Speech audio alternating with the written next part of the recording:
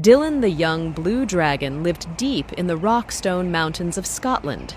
Every day, the playful young dragon woke up early in the morning and flew all around the mountains and valleys looking for something to do. When he was hungry, he would go home to his cave where Mummy Dragon would have hot soup ready for his dinner. "Wash your wings and get ready for tea. I've made your favorite today, darling.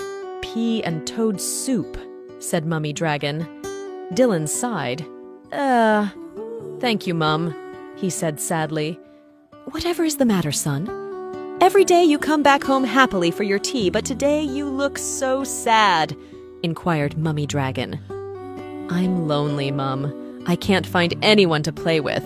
In all the lakes, mountains, and valleys in Rockstone, there isn't a single dragon for me to play with," he grumbled. "Well, how about this for an idea? Why don't you fly down to the village playground and see if the children there want to play with you?" Dylan woke up bright and early the next day. He was very excited that he would soon have friends to play with every day. He put on his baseball cap and school tie and flew past the valleys and mountains until he reached the little village of Falkirk. He glided down to a passerby to ask for directions to the children's playground. That way," pointed the quivering man. "Oh, he must be cold," thought Dylan. After all, humans don't breathe fire like dragons, so they must find it very difficult to keep warm. Not long after, Dylan the dragon came in for a swift landing in the center of the playground. The playground was filled with smart young children in bright red and gray uniforms with their school ties. Dylan tugged at his tie and cleared his throat. He felt very well dressed for the occasion. He was about to open his mouth to introduce himself when he suddenly heard, "Ah! It's a dragon! He's going to burn us alive!" yelled one of the young boys.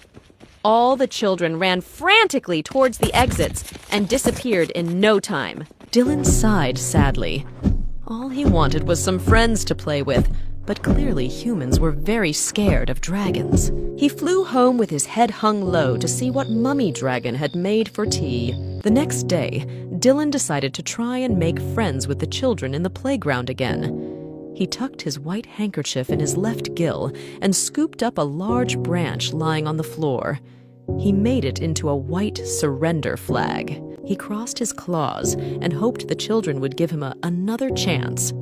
Down he flew again into the center of the playground with his white surrender flag clenched in his jaw. "I just want to play and be friends," he said softly. "But how will you play with us?" shouted one of the girls. "You're too big for our swings and slides. You won't fit in our roundabout." "Well, why don't I take you all for a ride to the valleys and the mountains of Rockstone?" Yay! Squealed all the children at once. They climbed onto Dylan's back, and off the children went on a very exciting flight. From that day, Dylan and the playground children were friends, and every day Dylan, the dragon, would take the children on the best playground ride ever.